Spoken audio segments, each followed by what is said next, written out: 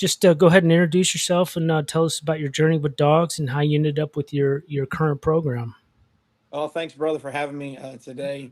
My name is Brad Sneed, and I own Circle S Kennels in Heber Springs, Arkansas. I breed Dogo Argentinos, raised Dogo Argentinos. I come from a long line of livestock and dog and just country folks. We were born in rural Arkansas, and my family has always had hunting dogs. We hunted everything that walked, and we always used dogs with them to hunt them. And so dogs have always been a part of my life. Growing up, we would have, 30, 40 at a time. And that's the way my dad was raised. That's the way my grandfather, my great grandfather was raised. Pictures when we were little, it's like you got your first grandson, he's sitting on top of the prize bird dog, out there in his black and white Polaroids. And so that's kind of a little bit about me. I was raised doing that. So hunting everything with dogs and my love of dogs is kind of my background. I ran onto the Dogo Argentinos in 2013 because his hogs, wild feral hogs, were becoming more and more of a problem.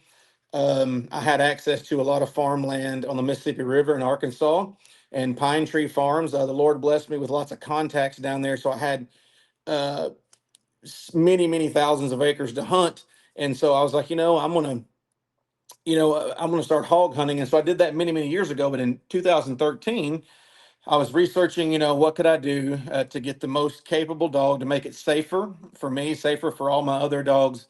And I ran across the Dogo Argentino. I researched them for a little bit. I found La Cocha in Alpucarral, Argentina. And I sent Ulysses and Jorge at La Cocha an email.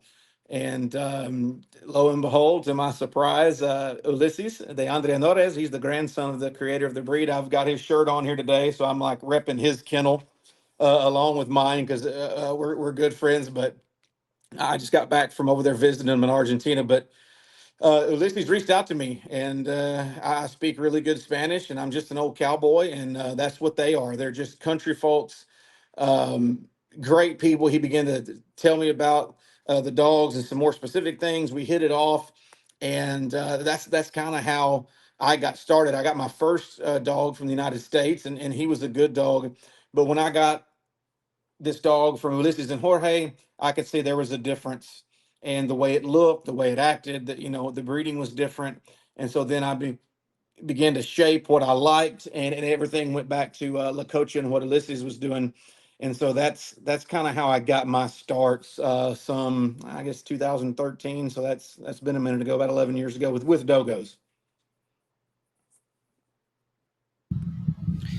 And what kind of dogs did your grandfather and your dad have? You said bird dogs. What? Just all kinds of different bird dogs.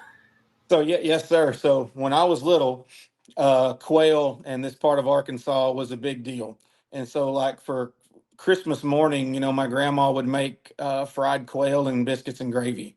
That was the specialty for rural Arkansas and in the South, and that was a big deal to have that. The increasing number of predators was growing over time, so the coyote population began to move up. So by the time that I was, 8, 10 years old, we would have a two or three bird dogs in a pen, and we would have two or three coon dogs or raccoon dogs, and we would have two or three squirrel dogs, and we'd have about 10 beagles for rabbits, and then we'd have about 15 or 20 dogs for coyotes and fox. And so we use the coyote dogs to flush out deer during deer season because deer were so scarce when I was little. I remember you could see a deer track and it was like, oh my gosh, I finally saw a deer track, and now they're everywhere. But we would use the dogs to run the creeks and flush the deer out. And so it was nothing for me to be hauling buckets of water from the pond to dog pens. By the time I was big enough to carry them, I was feeding dogs morning and afternoon. It was a typical life for me to get up in the morning at 7, as early as 7 and 8 years old, and leave our farm walking with a 410 and 10 or 12, 15 beagles, and I would rabbit hunt all day. No cell phone, no no GPS, and my grandpa, I could hear him, holler in the afternoon. I knew about, and my grandma would have supper ready. So that is the way I was raised. So the dogs have always been a part of it. Yes, sir. How prevalent was that back in the day with people who had kind of a farm or ranch to have multiple dogs on their property? Oh man. So everybody in rural Arkansas hunted that way. This is before like nobody was in a tree stand bow hunting with scent away and the scent lock suits. You know, that really came on strong mid 90s. And I can remember when I got my first compound bow, but whenever I was young, you know, people, raccoon hides were still worth something. People ate possums, and so they would hunt all the time. And so, turkey population was great back then because there were so many people that had a coon dog tied up in their yard, and people would hunt at nighttime. As far as deer hunting went, deer and deer season, all of the property owners in basically half the county just hunted together. And so, like our farm, we had 1,000 acres in one spot. At a different spot, we had 400, 500, 600 acres there. At another spot, they were fairly close together. And so, if the dogs got after a deer and ran it across our farm, and our neighbor shot it, good for him. He would give us half the deer if our dogs were after it, and we would be hunting on his land. But that's when deer hunting is not what it is today. That's kind of a lost thing. Not a lot of people do that anymore. As a matter of fact, it's outlawed. But back then, it was fun because everybody did it and was on the same page. Now, as big buck management came on and things like that, some people began to frown upon it. So I quit deer hunting with dogs whenever I was a teenager because I didn't like to upset anybody because things were kind of changing. But up until the time I was about 18 or 20, maybe 22, there were still enough people doing it and hunting with dogs um, that it was just normal. So this little town that I grew up in, Quitman, Arkansas, one of the best dog and hunt supply stores in the nation, probably the nation, are in these little central hub towns to where the dog history is very, very strong.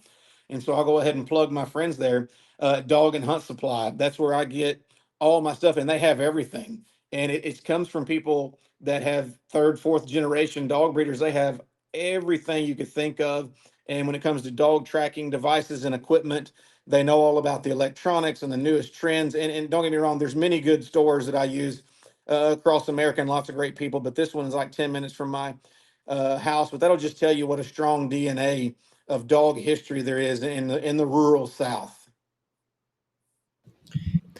Talk about when you first got your first Dogo Argentino. What was the that learning curve like compared to having all the coon dogs and bird dogs and coyote dogs that you came from? What was the differences and similarities that you noticed, and what was some of the things that you had to kind of change your perspective with?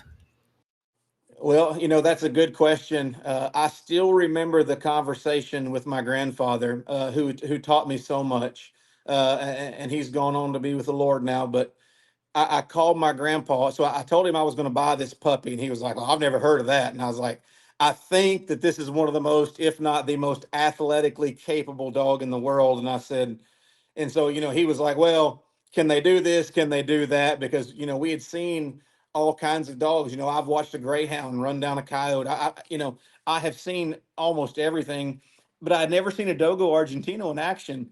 And so I get this puppy, and I got a couple of them, and I started raising them. And they get to be about 6 or 7 months old. And I remember I called my grandpa and I said, Papa, you're not going to believe this. And he said, what? And I said, the strength and power and stamina. I said it is unlike any other. I said for 100-pound dog, I said they can move like a cat.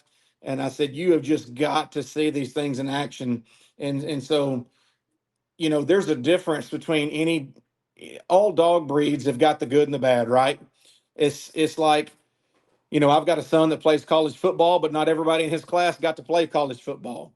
The Lord blessed him, and he's very athletic. And so with dogos, you're not going to find all of them are like this, but at the very top, what Lakocha is raising and what I'm trying to raise, you see some athletic dogs that when they move, it is so graceful that it's like, how do they move that well and be that big? They can run like a quarter horse, but they're light on their feet.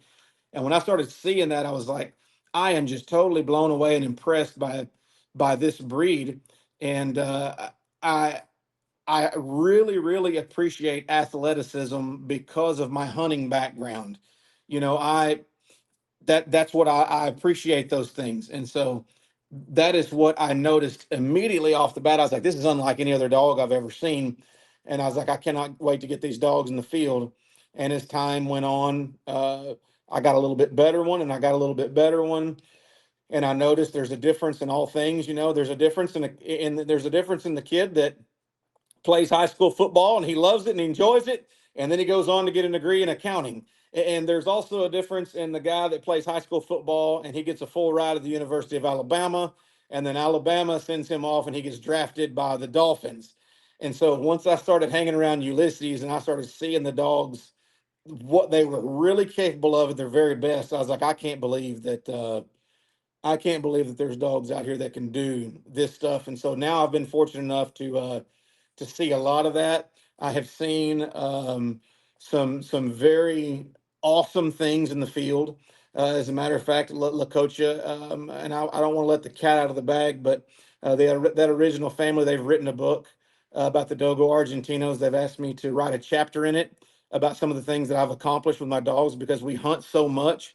So I'm very blessed to write a chapter in that book. It's going to be out next year, and I won't tell you what I've seen them do, but I'll save that for another episode. But I've seen them do some incredible things, and that's really to answer your question.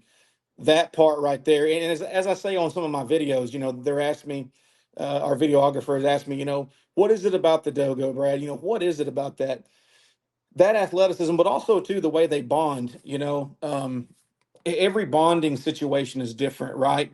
And so, if you've ever served in the military or been through hard times, when you're in battle, these bondings that these soldiers have, it becomes a different type of bond that they have. And so these dogos, when they're working for you in the field, it's more than just a master servant relationship. It gets very close to you. And when the chips are down and the times are tough and they go all in, you can really see what is down deep in somebody or a dog when they just physically feel like they can't go any further and they'll get up and take another step with you. And I think of it. We had a big day in the field last winter, and we were hunting this cutover, and it was a flooded duck hole. And so, like, the water comes in and floods all these trees, and they fall over, and then the grass grows up, and the briars grow up like 6 feet tall, and you constantly have to jump over these big logs. And we caught and killed hogs in this 500-acre duck hole all day long on foot, and we were absolutely exhausted. I was by myself, and when we caught the last hog, it was this enormous boar. And after I dispatched that boar, my dogos were laying there, and you could tell it's like, boss, if you just want to camp here tonight, we'll be glad to sleep here. We can't go another step. And so we all sat there for about 10 minutes and I'm just give out, no cell phone service. And I was like, we've got to get out of here. And so I'm talking to the dogs, right? Because it's just me and them. And I've got about a dozen dogs in there with me. And I said, listen, everybody, it's been a long day. It's been a record day. We have got to walk to the Can-Am and then ride 30 minutes out of the wilderness. Y'all have got to get up. And so the moment I stand up, the dogs are on their feet and they start dragging those paws and they're walking with me. Not everything will do that. Okay. And I know because I've had to carry lots of them. I've seen dogs that won't follow you. They're not committed like that. And so the dogo's commitment and to their owners and that bonding, boss, if you're in, we're in. Yeah, you want to do it one more time, we'll do it one more time. And you can really see what's down deep in those dogs. And so the dogs that do that by my side, as you can see from the videos, I treat them very well. And they have a very, very good life here doing what they love, showing, hunting, hanging out. They want to come inside and lay in the air conditioner. That's fine. They want to go lay out in the mud hole. They can do it. They eat the best feed on the planet. I try to provide for them because they work so hard for me. And that's kind of the way I was raised. When you're using something like that, then you treat them as good as you can. That's what I try to do. Yeah, that's kind of the perspective that I got from watching your stuff on YouTube. I like that because, as somebody who's a companion breed type person, I really appreciate the working style and working dog folks. It's a really interesting subject to me, and I primarily interview a lot of people from the working dog world, even though that's not the world that I come from, because I am so interested in it. But there's always that caveat that I want to hear from working dog people, that what you just said is, I'm going to want to show them the most respect for the work that they do for me and my family. And so, yeah, that's cool to hear. Yeah, and the companionship is the same thing. Um, the companionship. It's not one or the other. With us, it's more. And I can go out there and get one of my old dogs right now. He rides around in the back of the truck at nighttime, or when we're out around a fire. He crawls up in my lap, all 100 pounds of the dog, and he's licking me in the face. I'm like, stop, stop. We're hanging out. So even though, people think, oh, it's a hunting dog, there's that distance, between them. It's actually, we spend so much time together. And you hear about these camps where you go zip lining and stuff like that, and they take these big companies on these retreats. Well, what you're trying to do in these bigger companies is you take them out and accomplish all these hard tasks together, and it builds the relationship with the company, so it produces more. And so by nature of what I do, that's what we're doing, and we're building the relationships deeper and deeper and deeper the whole time. And so my dogs, they hear my voice, and they know me, and I might give them a bath. And I've got one of my dogs, I bring him in the house and I try to get him to stay, and he sits and looks out the door all the time. We spend so much time in the field. I look at him and say, baby, I mean, do you want to go back outside? I was like, I'll let you go back outside. I was like, I got him a bed right here, the air conditioner blowing on him. He's like, I'd just rather go out here and lay in this hole of dirt. Well, okay, we'll go lay in the dirt.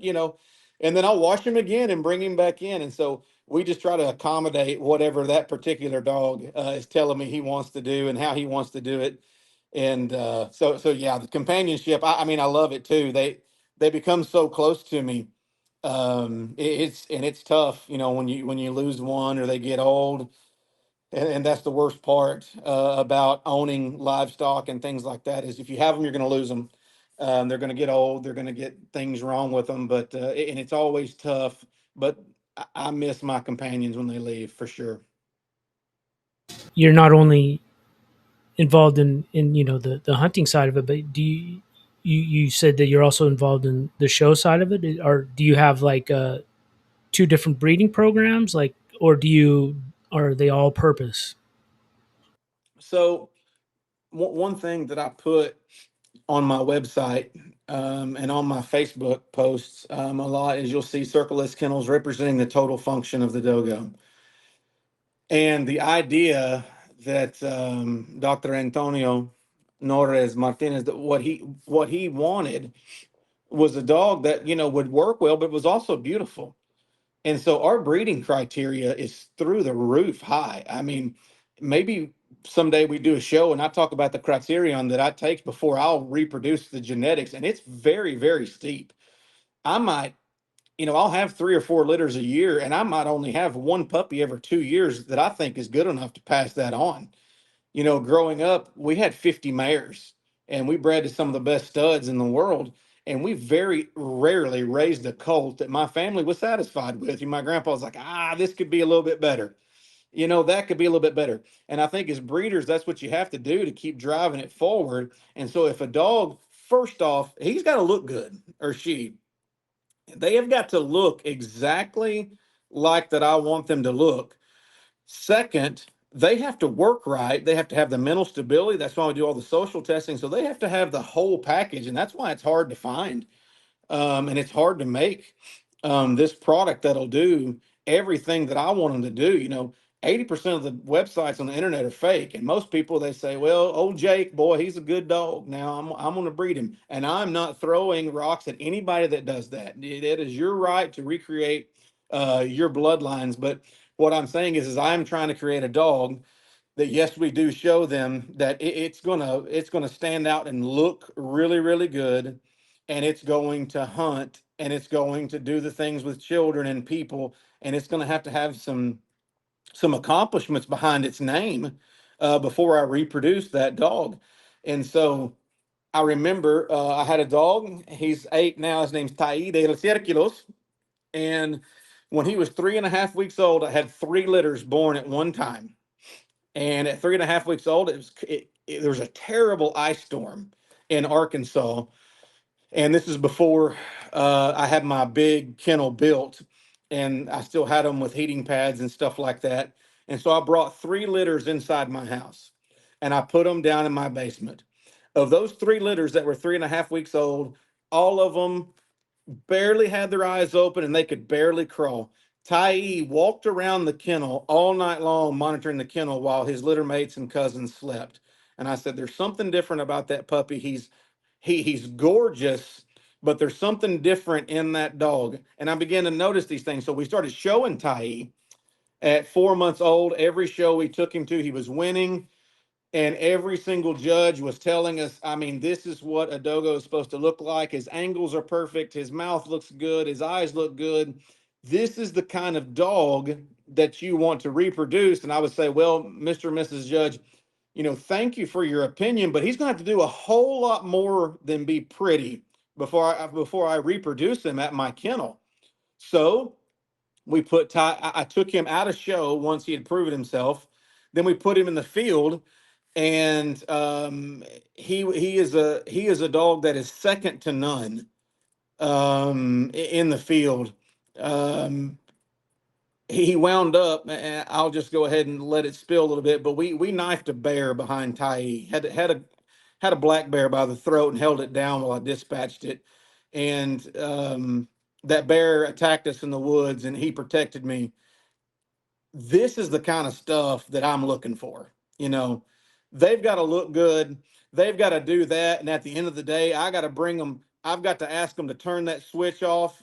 And I've got to bring them inside my house, and they're going to lay next to my kids and let my kids feed them. And I want to watch their mouth just barely take that food out of their hand. And so there's kind of the showing side, the hunting side altogether. But if they're not up to those standards, get the they do not get the privilege of reproducing at my kennel. First off, because I'm breeding for myself first. Okay, the I want to walk behind the best dogs that I can produce for my safety in the field when I'm doing hog eradication, no matter who I'm doing it for. I want the prettiest dogs I can produce if we're in a show for the names of the dogs. And so they got to be something very special before I'll cross them here. And so when somebody says, Brad, what dog did you breed? You can bet that I've got a story, along with it. So that's kind of how I do things on a small, the quick synopsis rather of what I'm expecting of these dogs.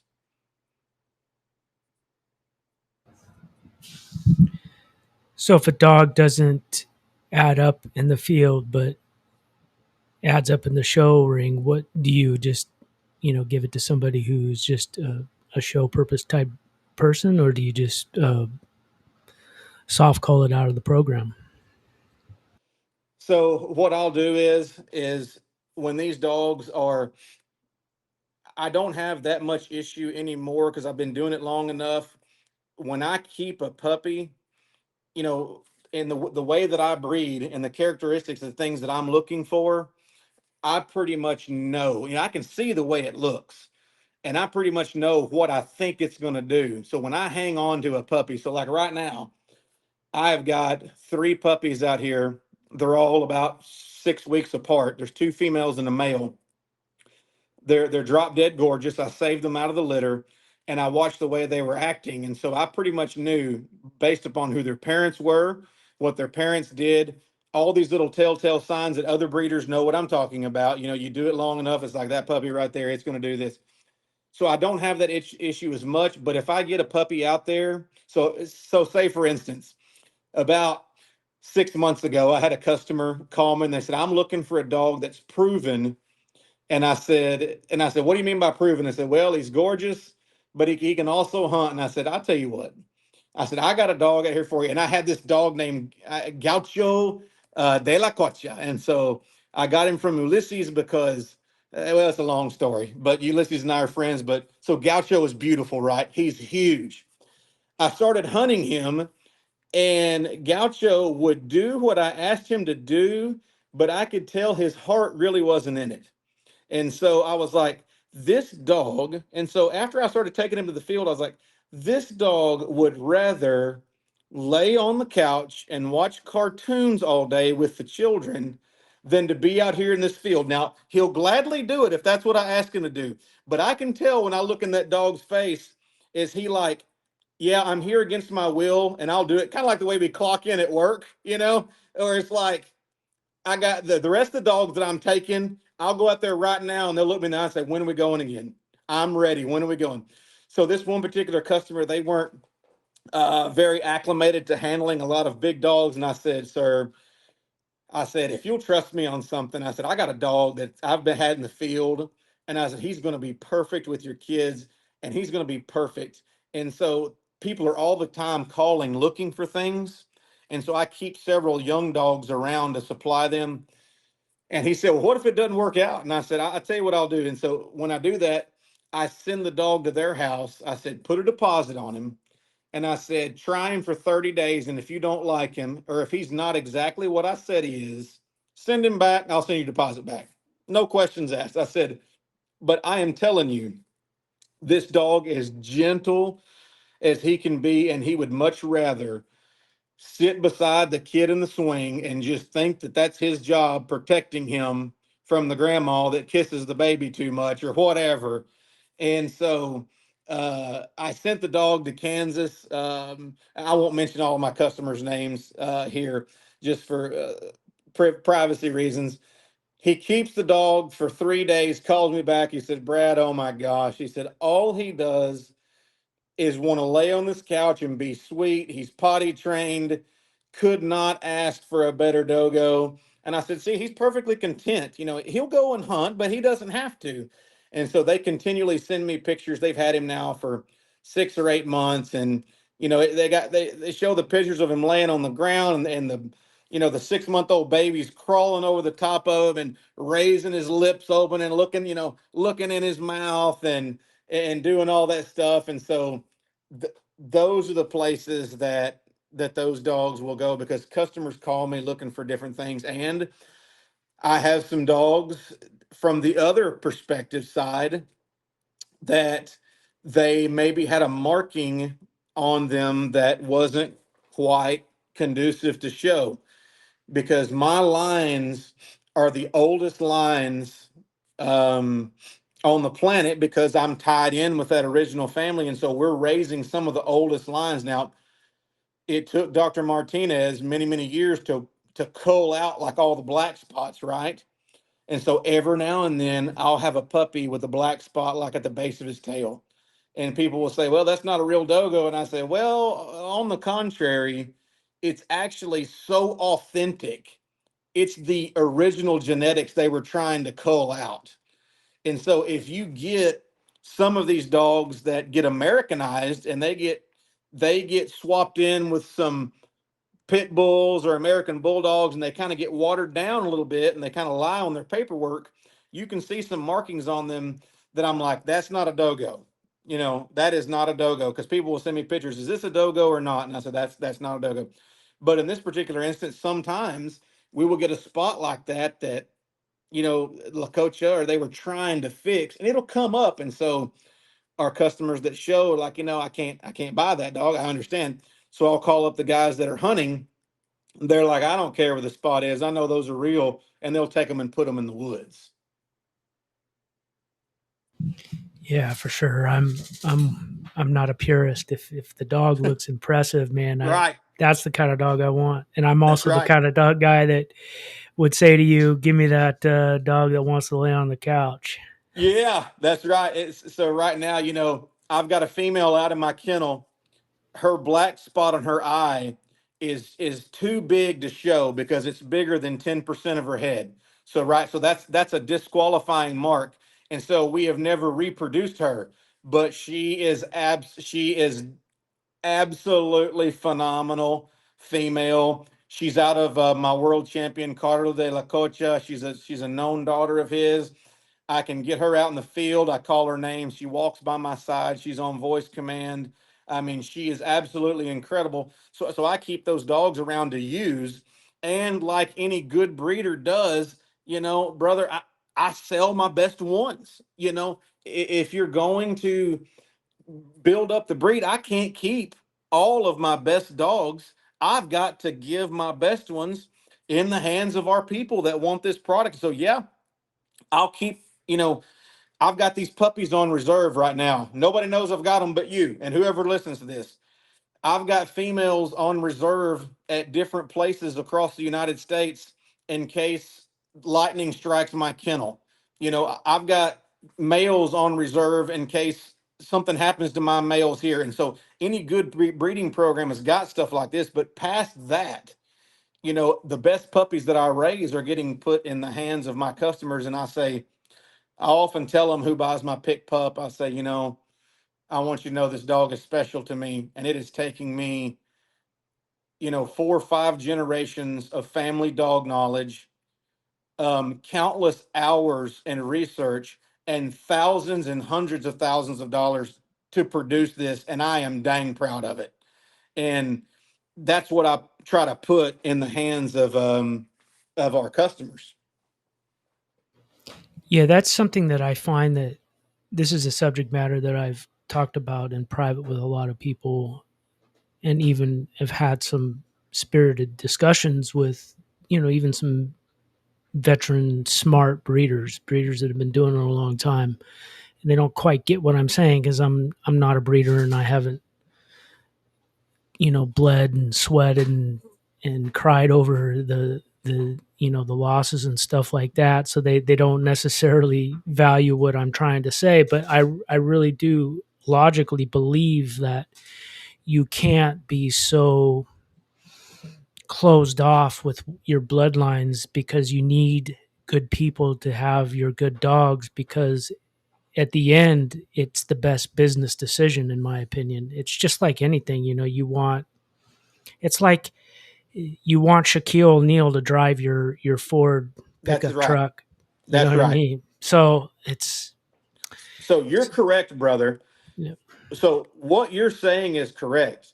And let me tell you what happens. And I am friends with some people that are winning some competitions on a national and a world level, and our dogs are too. What some breeders get into is what we call kennel blindness. And when you get to thinking that what you've got is only the thing, the only thing out there, and you're not. And so I've got breeders in my circles that we've narrowed it down, and I can appreciate what they're doing, right? I'd be like, man, that's a good dog right there. I just bought one 2 weeks ago. She's fantastic.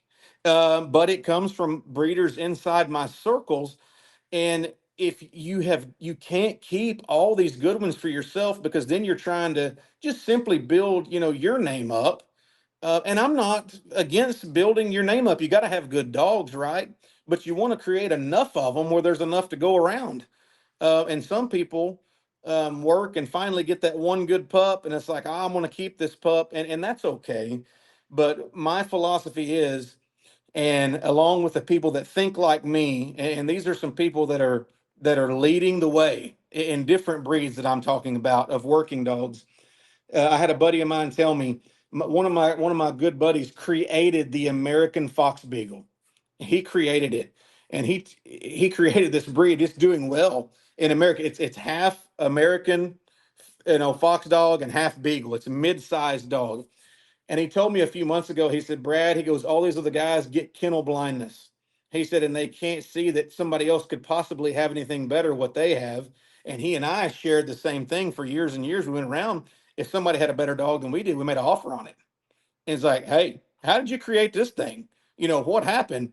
And these guys that are asking the questions, you got to be you got to be careful, because sometimes the ones that are still learning, they're the ones at the top of the game producing the top. And so my buddy, listen, he has forgotten more about dogs in general than most people will ever know.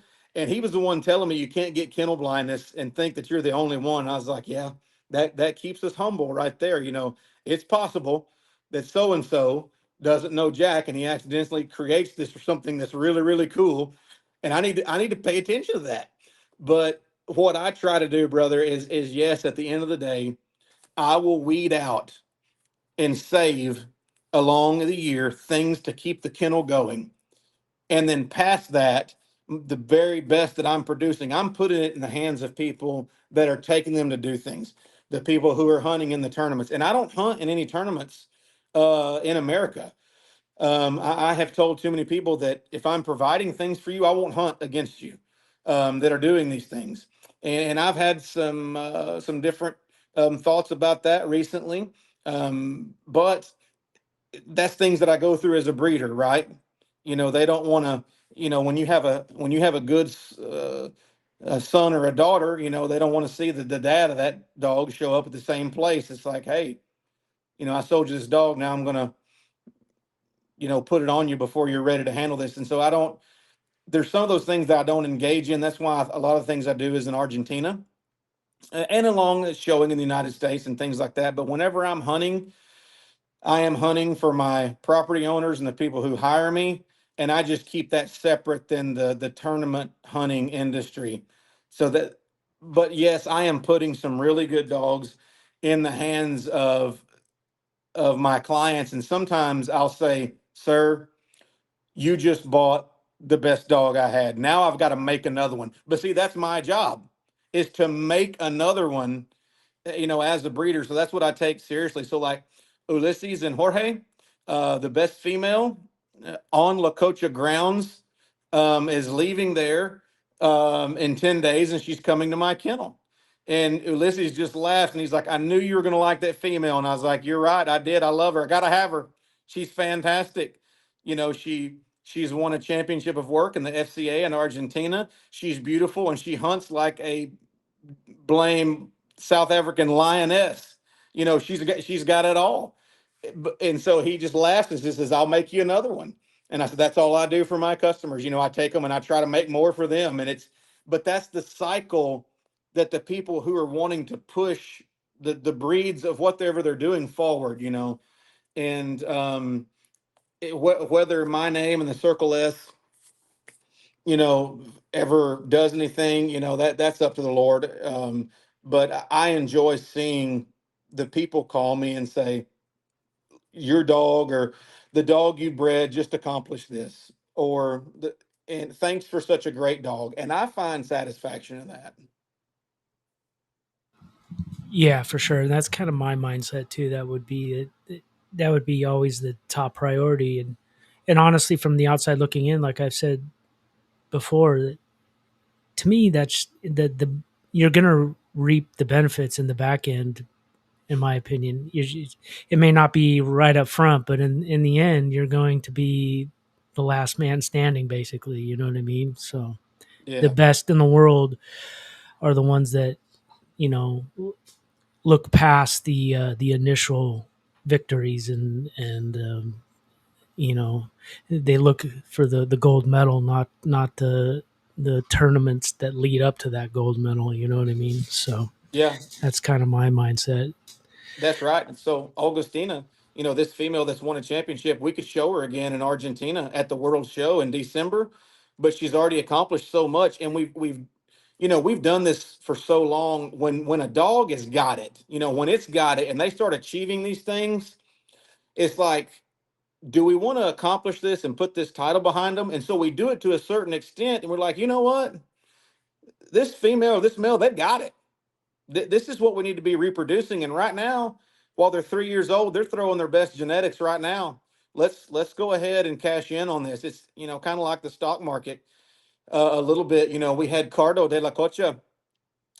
He was in the World Show and he broke his leg on a buffalo hunt. We were killing buffalo with knives, and just to show what the Dogos were capable of. That buffalo smashed his front leg. Well, we splinted it, stapled, fixed his leg. His leg healed, and 10 months later, he went to the World Show and accomplished that World Championship of work. I mean, we're talking incredible dogs. And so after he did it, I was like, okay, that's enough. You know, Cardo is way too valuable to risk anything else. Let's not just a gorgeous, gorgeous dog that could move like the wind and would was incredibly, incredibly athletic. And so sometimes we say his accolades are enough. What he's accomplished as a world champion, that's enough. We don't want to go for the second time. And so we start grabbing his genetics right there because this is what we're looking for to carry on with the breed. So as you saw, in episode 3 or 4 of the mini origin of the Dogo Argentino series, you see Ulysses there at La Cocha, and he brings out pictures of his grandpa and Dr. Martinez. And he says, Brad, he shared some very kind words with me. He goes, you are on our side. You are doing what my grandpa wanted to be done. And we share that vision. And it's the things that you and I are talking about right now, right? It's not storing up all your best dogs and nobody can have them. It's creating something for our people and to push the breed forward and to truly to give it away. Give it away. Yeah, for sure. So take it back a little bit. So when you are saying to yourself, I'm going to keep a puppy or two back here, talk about the mindset that you have when you are evaluating the puppy to that you're going to keep. What goes into that evaluation, and what is your critical eye looking for? So, you know, what I'll do is first off, I'll look at the cross and what I'm expecting to get out of a certain cross that I'm about to make. And is it something that I need for my girls? Or is it a female that I'm needing that I'm wanting to make for one of my males? And so there's a lot of study and research in the paperwork side of it and the bloodlines. And since that I know all these dogs very well, that's the first thing that goes into it. So when I make a cross, sometimes I'll say I'm more excited about this cross than maybe a different cross. Now, I'm not going to make the cross unless I think that it's A, going to work, or B, they're really good dogs. But whenever I make that cross, I'll be looking for particular things. Um, and sometimes, things are different depending on what I'm needing, but it goes back to I watch them when they're born. I'm watching them how they act when they open their eyes, they start moving around, and I start observing those traits. And as early as 3 weeks old, there's something that me and a group of my friends will start doing, and that we start personality testing them. Some of those guys will keep that a secret how they do that. We share how each of us do it, what's the same and what's different. I sit around with my buddies in Argentina over a cup of coffee and in the morning, or maybe we're drinking a beer at nighttime after supper, and I say, tell me how you personality test for this and what do you use. And we start talking about, and I say, I do the same thing, only I don't use this. Here's what we use. So these guys that are serious breeders, at these puppies are 3 weeks old, I'm sitting out in a chair over the top of mama and I'm watching them, and I'm watching them how they get up. I'm seeing who walks first. I'm seeing who makes a noise first. I'm seeing which one's hearing comes in first. All puppies are born deaf of every breed.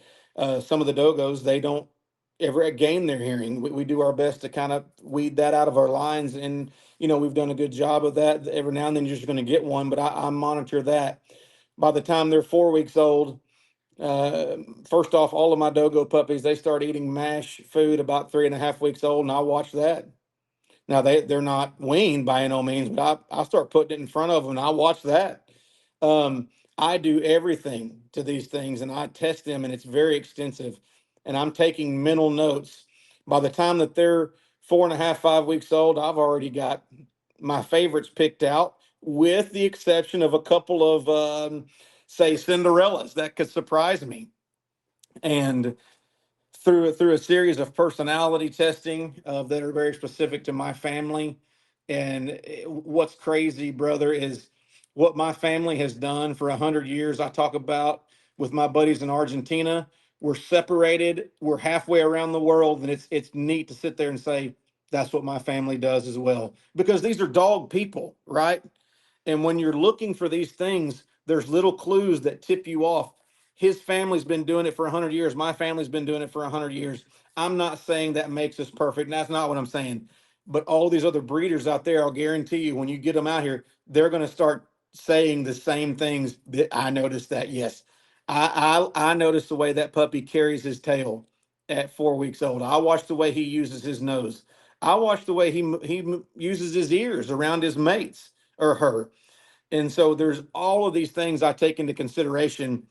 And so when somebody asked me over the phone, they're like, Brad, how do you pick out the pup you're going to keep? I was like, well, if you got 15 or 20 years, we could talk about it. And so that's kind of how I begin to narrow it down.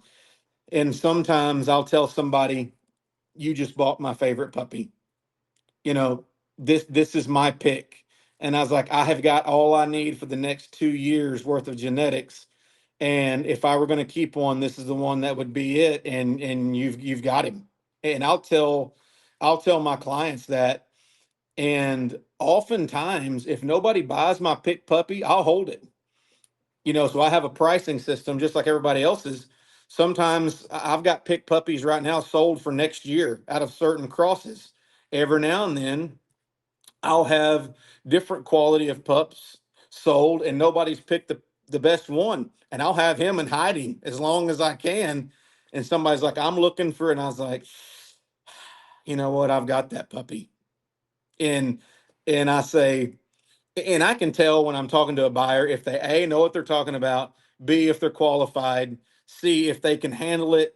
And I say, I've got the dog that you need. I'm willing to part with it if you want it. So that's kind of how I do my selection process. And so I've turned down a dozen people in the last few weeks that's looking for this particular type of males or females out here, but I have to have them for the next generation. And somebody may twist my arm hard enough, and I finally say, "Oh, you know what? Dadgummit, I've got that one. I'll turn it loose." But these are out of a dog that I'm not going to have much longer as a stud. And see, that stud, while he still has life into him, he's going to go to a different program to sire some more really, really great puppies. And I can't keep some of these really good high powered males that we're creating here until they die. Some of them will go on to my friends to create good puppies for them. Um, and so, but my kennel is a constant pipeline, and it is not a puppy mill. It is good progress, is what I like to call it. And I won't have but 3 or 4 litters per year. And some of my females, I'll rotate them every 2 or 3 years. But we're constantly bringing on more puppies that are that are in competition right now that are doing good. And as they come up and as they prove themselves, I'll put them in part of the program. It keeps things fresh and it keeps things moving forward. We do get those dogs that'll die on my property, like Mandibula. She's buried here. You can see on our website, Mandibula, um, world champion of a work female at that point in time. She was the only female to ever accomplish what she did on a world level. She died here. She was never going anywhere. Um, so you get those rarities like that. But for most of them, even though that they're fantastic, we keep them moving. And then one thing cool that I do, there's a lot of our customers out there that say, Brad, we followed your kennel on Facebook. We love your videos on YouTube. I can never afford one of your dogs. And brother, I'm here to tell you, those people mean something to me. And some of these females, when they're 5 and 6 years old and I've gotten 3 litters out of them, I am just likely to call those people up and to give them that female as saying, thank you for being a part of what we do and supporting, this. There's no way you could ever buy this female. She's too valuable, but I'll give her to you. um, I'm liable to do something like that. So that's kind of the way I do it. Yeah, I think, yeah, I like that mentality. And it's kind of important too when you have a program of your size to have the ability to manage it all, and having the facilities and stuff. So I I don't ever like begrudge anybody that I hate that word puppy mill. So Yeah. especially if you've got the facilities and the ability to do what you do is you're just doing it the right way in my opinion. So Well, man, I appreciate that. yeah. We're recreating these puppies to go perform and to compete and to drive it forward. And it's like I told you, if I had a little fenced in spot back here, and I had one male and female, and I just every time she came into heat, I was sticking her, and I was selling the puppies for cheap, and I was just trying to move them. That's not what we're doing. We're trying to put these really good products in people's hands that want to go out and show dogos, that want to go out and hunt and enjoy what these dogs are capable of. And that female Carqueja, there was a friend of mine that came up here, and he's bought two or three dogs from us, and he would always bring a guy up here to drive him because his eyesight wasn't very good. And so every time he came up here, the guy that was driving him was like, "Man, brother, I sure do love your dogs." He's like, "I love coming up here." He goes, "If I ever get enough money, I'm gonna buy one." Well, I saw him a couple times a year for a few years, and he came up here one time, and I had a problem with Carqueja.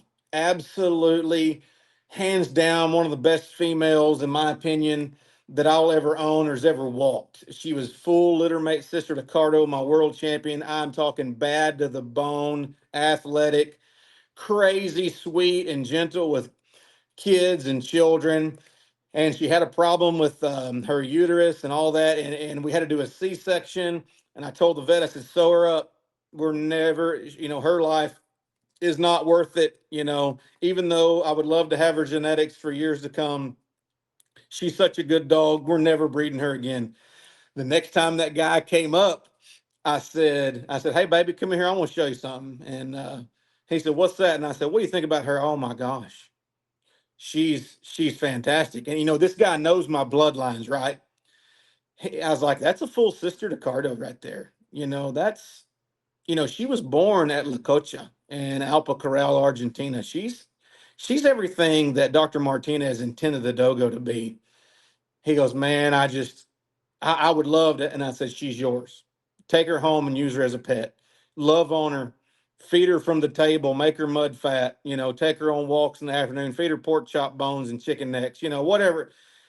Man, that made his day. And, for a guy like me, that I would have rather have done that as to put her on the internet for sale for X, and so there's where, yes, it is a business. We have to pay for this stuff, in order to keep this type of overhead that we have. There has to be a little money and sales coming in, but it's not completely all about the money, because I'm doing this I want to raise good dogs for our kennel and to provide it to the people. So, man, when it comes to a puppy mill, I just don't do that stuff. There's people that call me, and lots of military veterans, ex athletes. They want them for PTSD dogs. Um, I have a friend named Ian Snyder.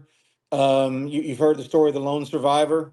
Ian, I'm sorry, you're going to listen to this. You're going to hear your name, brother. I'm just going to tell them who you are. But Ian's team was, the one that unfortunately, when the Marines had such a hard go with lone survivor there on the mountain overseas, the Army Rangers went in and got him. And so Ian came to me, and Ian said, I'm looking for a PTSD dog. They don't want to hold a Chihuahua and tell them their problems. They want to hold something that's been in battle. And we had a dog named Floki. He had a terrible incident in the field, and it caused him to be sterile. And I was like, "Oh my word! Some of the best stuff we can produce out of a male dog, and now he's sterile." And so Ian and I became good friends. I said, "Ian, this dog is incredibly valuable, but without his goodie, he's." I said, "Ian, I want you to have him." And we hugged, and we became really good friends. And that dog has helped Ian, and Ian knows the Lord now. He's a Christian, praise God. And so, but he can take that dog, Floki, and he can tell Floki the things that he's experienced over there that nobody else can bear to hear. And Floki knows what it's like to be lost in a cavern in Argentina for 3 days without water and have to fight your way out of uh, um, all these hogs that Picari that are down in these little caves, and we could talk about that.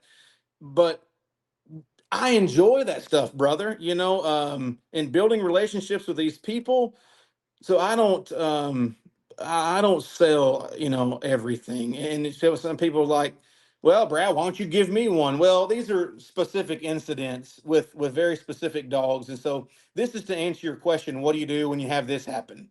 You know, and so what I do is whoever the Lord puts on my heart that's in my life at that point in time, it gets blessed like that. And of course, all of my clientele are like, that is awesome. I'll buy the dog. Give it to the Army Ranger that rescued Marcus Luttrell off the mountain. Give it to him. And so that's what I kind of do with some of my dogs. But yeah, it's more than a puppy mill, brother. This is always interesting to me because you've got such a vast knowledge and it's generational and all of that. I want to hear your uh, insights. It's just really so when I say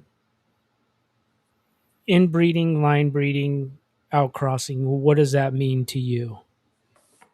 Oh man, you're getting into my secrets now, brother. Oh my golly, I'm gonna have to tell how you do it. So here here's the way that works. Um Golly, how do I tell this, man? Um some of the best of the very best are line bred.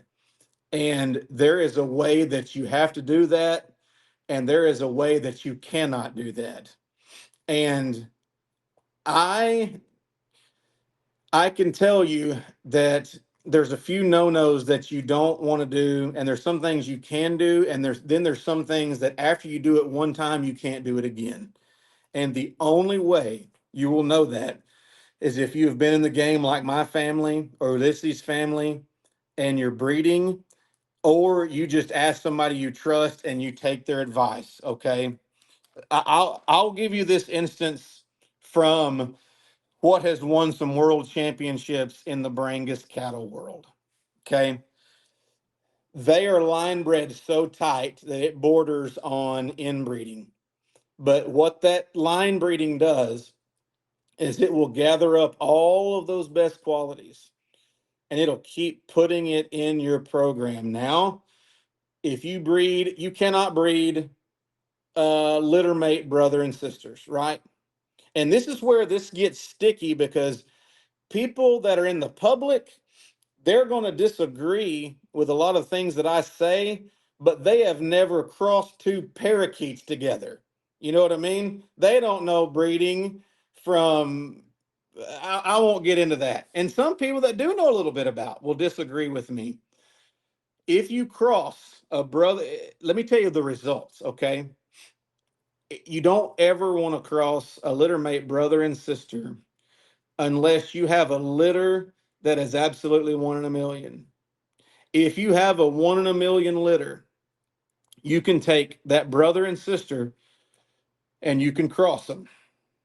And all the puppies might have all left feet and you'll have to discard them. All right. So now we're talking about hard stuff, right? These are things that nobody wants to talk about, but I'll tell you the truth. You might cross them the second time and they've all got all right feet. And you might cross them the third time and they're all blind. Now, I have known people from good breeding programs that have created some really good stuff. So I'm not just speaking on my personal experience, but I'm taking some collective wisdom from around the world. But that fourth time, it just might be they have two puppies and you have accidentally gathered up every good quality and put it into that dog, and it's a freak deal and it turns out okay, and you have got one heck of a specimen. If that ever happens, you have to go to an immediate outcross with something that is nowhere nearly related to that. Some people do that and they're never successful. Some people have done that and they have been successful. And some of the best bulls in the world that have ever been created have been created just like that. The bull breeds the cow, she has a calf, it's born, have to put it down. And finally, the bull that comes out in the fourth year wins a world title. Now, I don't know what people want to do with that information. They can hate me. They can. I'm not saying what I am practicing. I'm just saying that's the way it is. Those are the facts of the matter. I really, really like first cousins. Um, every now and then, when the conditions are right, I can do a half brother, half sister, and then I'll go to an outcross after that. So if you do an outcross, when you're outcross breeding, you're dealing with some genetics you've never mixed together. So you really don't know what you're going to get unless the outcrosses are consistent, like my kennel and your kennel. I know what you've got and we've tried it. Hey, it turned out pretty good. Let's outcross it again with things that are similar. And there's a lot of trial and error from generations gone by, with generations of knowledge passed down from my great grandfather to my grandfather to my father to me. So some of the things I have tried that I'm telling you, some of the things that I don't do, um, but that knowledge has been passed down. And around the world, the people who've been doing it for a long time, they'll tell you the same things. And some of us breeders will get together and be like, yeah, so and so doesn't like it that we bred second cousins together. Or some people will say, I don't like it that this is a total outcross. I want them to be tighter than that, Brad. So I know everybody's got their own opinion, right? But I will always fall back on what I have done from my experience and the dogs that we have bred and how we are breeding them, what they've accomplished with their bodies, and also what they've accomplished between their ears when I can see how sound of mind they are. I know what I can do to create something good. And lots of times, as the world is today, you'll get a lot of free opinions from people, that have had one dog live in their house their whole life, and they're real quick to give you their opinion. And I take that and I smile. Hey, thanks for your opinion. Sorry, I've offended you. You don't have to buy my dog if you don't want to. But when you're talking about creating something that you're trying to do over and over again, there's a tightness in the lines in there to where there's some crosses that on my paperwork that when I say when I make this cross right here, I know what I'm about to get. And some males are better producers than others. Some females are the ones that are doing the deal. You know, my collection of females is something I'm very, very proud of, and they are all spectacular. They are all spectacular. And I have had one female that I can breed with a male, and sometimes that litter is spectacular. I can breed that same female to a different male, and they're not worth a dime, um, in my opinion, compared to what my standard is. So I figure out which lines are producing the best. Just because you have a good dog, that doesn't mean it'll ever reproduce the same genetics. The best racehorse that ever lived was Secretariat, and he never sired a foal nowhere near what he was. Nowhere near. And here's the crazy thing about it is his mother foaled him at 18, and the sire was like 21 when they sired the greatest racehorse that has ever been the history of the world. And if anybody knows anything about genetics, is those horses, yeah, it's still the same mare, but she's not producing what at 18 what she did at 5. I mean, her best stuff is coming out in the peak of her life. Yet here we are, left with Secretariat, is born a legend, and he never did produce anything nowhere near him. And then sometimes you have this cull that you think is a cull. She gets bred accidentally on a hunt. You think, oh my word, what are we going to do? And the next thing you know, you've got these puppies that are just unbelievable. So, like, check this out. This shirt that I'm wearing of Lacocha on the back. This is an example. On the back is Amora de la Cocha, and they were telling me the story. This emblem. Can I stand up? Is this too weird? Can you see the back of my shirt? Um, has anybody? Can you see the image right there? Yeah, definitely. So that image, you're going to see it all over the internet because people steal my images. They steal Ulysses images. You know, you got the computer hackers. If you got a good picture of a dog doing something, they're going to take it. I don't care. I'm over that. That image was taken with an old school camera many, many years ago. And it's a picture of Amora de la Cocha. Turned out to be one of the most awesome females. And that shot right there was taken on a hunt of her catching a boar. And Ulysses told me, he's like, Brad, he's like, when Amora was little, he's like, she was the tiniest little thing. And he said, I went out there and looked at that puppy time after time after time and thought, I just ought to get rid of that. That thing looks like a little baby possum. There's no way anything good could ever happen there. He said, and I said, you know what? I can't sell it. It's too sorry of a puppy. I'm just going to have to raise it. He said that thing got about 4 months old and she started growing and she started growing, and all of a sudden she hit this unexpected growth spurt, and then she got incredibly athletic and she turned into this crazy beautiful athletic dog, and that is who is on that picture that is known worldwide. So you always have those instances. It's like, oh my word, you know, I'm sitting here trying to do this, and this little possum pup turns out to be. So every breeder's got their story of that as well. But you know, I have to do my research because dogos are very capable dogs, right? So, you know, my mama has a little half Chihuahua, half Pomeranian up at her house. That is the meanest little thing on the planet, right? And those people, well, excuse me, let me not categorize people who breed the little Fifi dogs.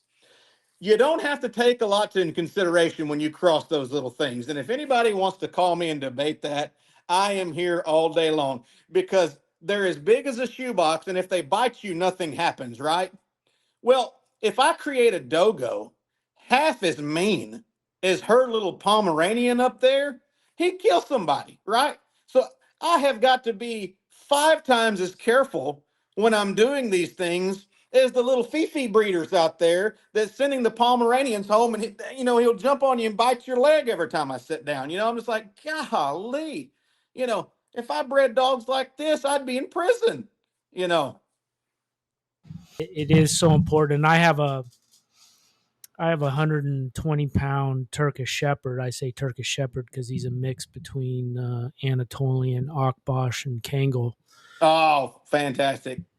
And so I know the capabilities of these kinds of dogs. If you Yeah. don't I mean, think about pay if that attention. Kangol was like your Frenchie. I mean, oh my gosh. Get, I mean, Oh man, we'd all be in a that's world of hurt. that's funny. That's funny.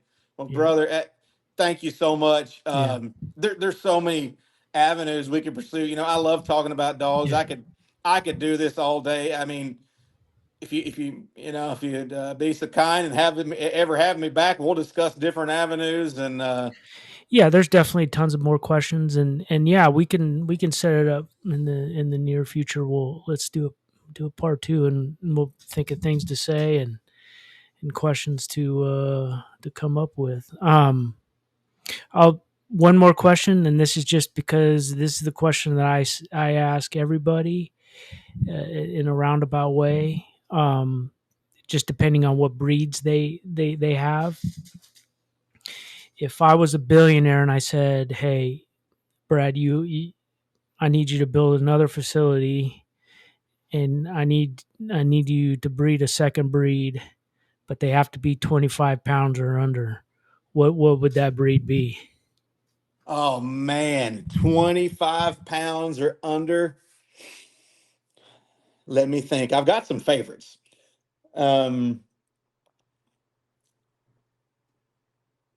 Well, I know how I'd build your facility because I think about that all the time. I think that if I recommended to you what to breed, I think it'd be a Yogg Terrier. I those little things, the Lord knew what he was doing when he made those that small. If they were as big as your Kangal, you could do, I mean, those little things are incredible. They can move around like a shot cat or better, and they are not afraid of anything. Those guys in Czechoslovakia and Slovakia, badger testing them in those tunnels. I'm sitting there late at night watching stuff like that, and I'm like, oh my gosh, they're going in there and getting this badger. And of course, if we did that in America, they'd have me in prison. Um, I think I would either, I would get you some Yogg Terriers for the hyper side, and I think for the calm side, oh, I don't know if it's something a little calmer, maybe. I can't do mini dachshunds. My sister had one. That thing bit me 100 times. I don't think I could do a mini dachshund. I don't think I could do a Bichon Frise, or my mom has had some of those, and we just had some horrible allergy issues out of this. Even though I love, I'm a dog guy. There's some people that it's like, I raise these dogs and I hate everything else. I have the dogs that I have because they are suitable for what I'm doing. I think I would go with a Yogg Terrier, or I think, and some people say Jag Terrier. I think that's the Americanized, but I think it's actually pronounced Yogg. I'm not an expert in that field, so if Yeah, you if you talk to one of those breeders, maybe they can help me. I think a miniature, maybe a miniature Australian Shepherd, and that would be on the borderline of the weight right there. But those dogs are incredibly smart, and that might be over the 25-pound mark, but maybe if you got a smaller one, and that would be under 25 pounds, that I think that would be a good friendship dog to chill with you around the house. yeah, for sure. I've been seeing there's a couple of folks, and even one guy, a dog trainer. I can't remember his name, but he's breeds mini cattle dogs, where he takes a Australian cattle dog and mixes it with a Schipperke and or a Pomeranian, and they turn out pretty good. They look like little mini cattle dogs, and then he Oh, cool. uses them for all kinds of different training, even kind of more your physical stuff. So Yeah, I respect anything in its yeah, element. yeah. I can watch the Olympics and I can appreciate the guy playing ping pong, and I'm like, how in the world does he hit a ping pong ball like that? And then I go to women's gymnastics, and I'm like, how in the world does anybody ever do that?